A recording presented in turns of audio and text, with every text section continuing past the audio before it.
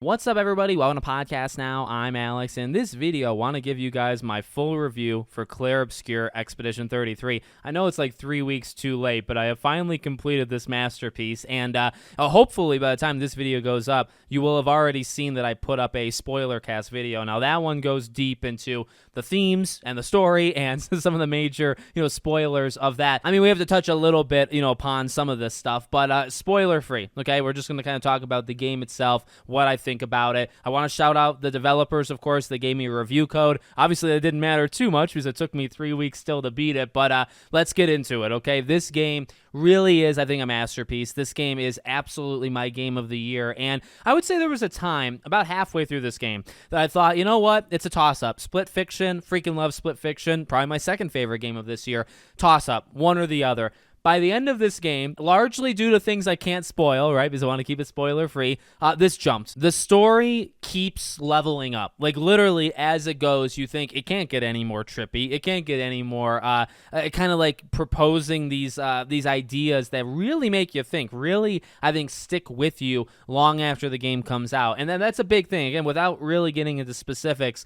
games that are the most important to me, I really feel like make me think and make me remember them long after they're done. And I think about my game of the year last year in Final Fantasy VII Rebirth, and when I beat that game, I couldn't stop. I couldn't stop thinking about it. Like, it literally didn't leave me alone in my head. Same thing here. And there's so many levels. Like, you can talk about the story, which we won't necessarily touch upon, but, the story is so freaking good and has so many layers and has, like, those big moments, right? Like, the viral moments, the ones that, like, you just think of or you'll see on YouTube or whatever.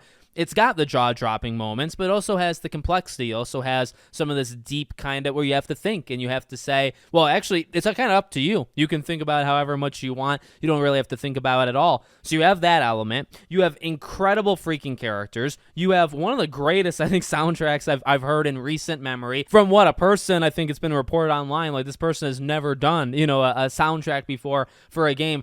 It's so good, the music in this game. The visuals, there's some times where, like, their eyes get a little weird and stuff, but, I think visually the colors that pop and some of the most impressive, like, just very CG kind of cutscenes look unreal, look so freaking good. It nails it all. Oh, and did I mention the gameplay? The gameplay is so freaking good and also has layers. I beat this thing on normal. I feel like I mean, you could challenge yourself. You could do harder things than even what I have done, right? I stopped, and by the time I finished, I think I was level about 55 from the characters, and you can go up to, I believe, 99. There's side bosses that just whooped me that I said, okay, I'll come back maybe, end game stuff, and I'll face them then. But again, it's got the basic fundamentals that really stand out. Like, it feels very satisfying to get that perfect parry and to get the counter against a big boss or against a wave of enemies. It feels good to put together your character and say, okay, you got those pictos, right, that enhance your character in some way, and to really start to figure out, okay, well, which one works well with another, and which one really kind of balances the character, and kind of how do I want to build my team? How do I want to build my reserve team? Because you have that as well. The game's got everything. In the minute to minute, it's incredibly fun to play, and it takes a little bit of practice. Like,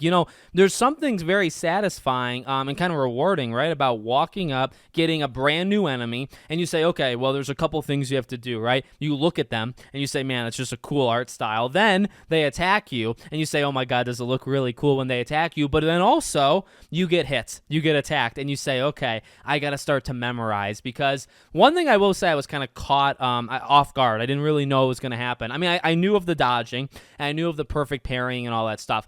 Oftentimes, like, it's not in too many games. Like, definitely they got inspiration from a couple, like Lost Odyssey, and we just saw kind of Sea of Stars do it a few years ago, or like a year and a half ago.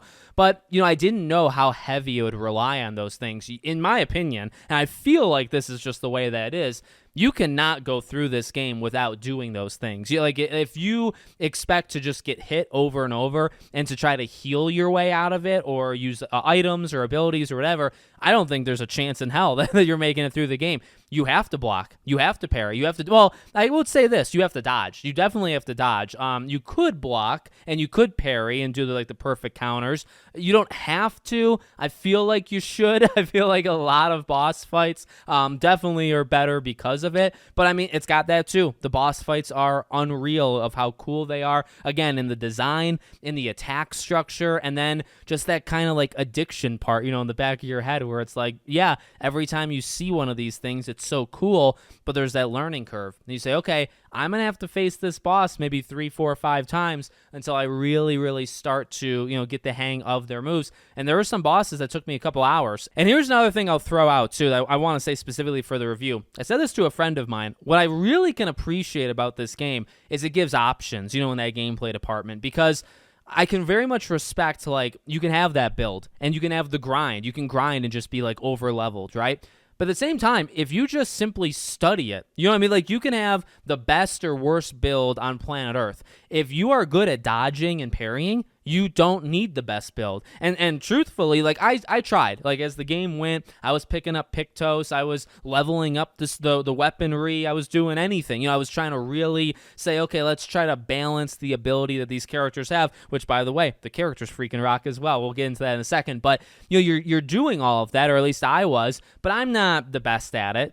I mean, I know there's probably many other people that aren't very good with it either. The thing that I want to emphasize is I really like that about this game. I think you can be elite in like building your characters, but honestly, you don't have to be. If you simply are good at timing, which the game kind of works with you, you're going to face the same enemies over and over and over, and you'll build. And if you can do that, then or eventually you kind of get the hang of it, right? You'll be fine. And I just love that. Like, it's a choice. It's not like, choose path A or choose path B, but it's a gameplay choice of like, you have to do certain things, but the game kind of works with you and says, well, we have avenues of making your characters very strong, but if you're just good at timing, you don't really need to focus on anything else. You know what I mean? So you have that. The characters themselves are freaking awesome, not just in their personality, which this is just such an incredible cast. Hard to get into really anything, I would say, with them. So much of it. Well, here's what I'll say.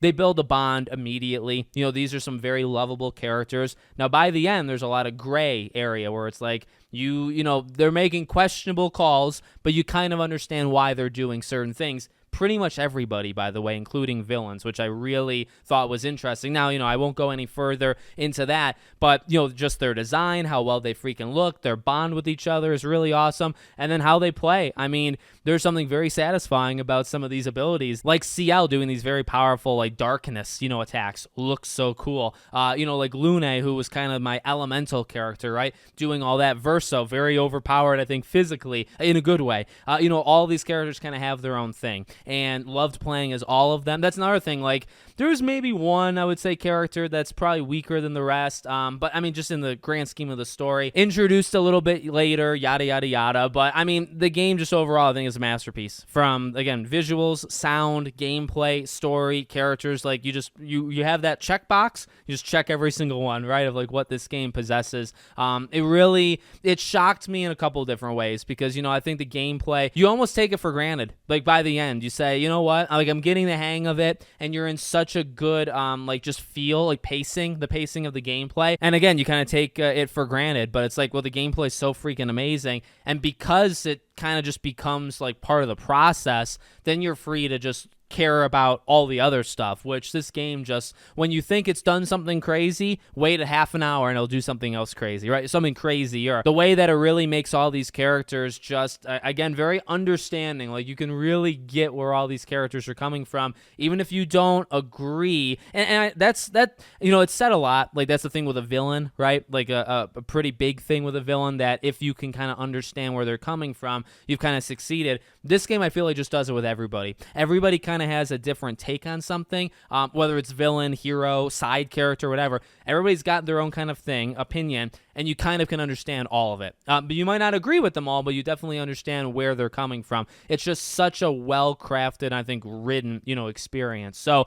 game of the year. I mean, in terms of like Split Fiction really pushed things, I think, in the gameplay department, but this gameplay is so freaking rock solid and also kind of push, what an RPG is capable of. And then it also does everything else. I just feel, I have to. And it's a game I'm going to think about. I'm still thinking about it right now, and I'm sure that's going to continue for weeks. And again, to me, when I can't stop thinking about whatever, Life is Strange or Final Fantasy or Plague Tale was probably another good example. Like, these games that just stick with me, they stick with me for a reason, right? It's because they're some of my favorite games I've ever played. That's what this game has done to me. So I'm recognizing that, in the moment. So let me know what you guys think in the comments. Make sure, as always, you're subscribed to the channel, bell icon turned on, and I hope to see you all on the next one.